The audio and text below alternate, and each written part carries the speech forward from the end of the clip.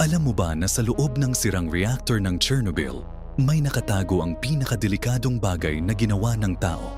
Noong sumabog ang Reactor 4, noong 1986, natunaw ang nuclear fuel at bumagsak sa sahig. Nabuo ang isang hugis elepanteng masa na tinatawag na elephant's foot. Ang radiation nito ay kaya kang patayin sa loob ng ilang minuto. Ang mga unang investigators ay hindi makalapit. Nasisira ang kanilang equipment. Ginamit nila ang mga salamin at robot para makakuha ng litrato. Kung tumingin ka diretso dito, matatanggap mo ang fatal dose ng radiation sa loob ng isang minuto. Ang mga cells mo ay masisira mula sa loob. Maraming workers na pumasok sa basement pagkatapos ng disaster ay namatay ng masakit na kamatayan. Hindi nila alam ang nakatago sa ilalim.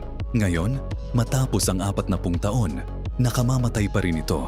Ang mga scientist ay nagsasabing aabuti ng mahigit 100,000 taon bago maging safe ang radiation nito. Ang Elephant's Foot, isang monument ng nuclear horror na magiging mas matagal pa kaysa sa ating civilization.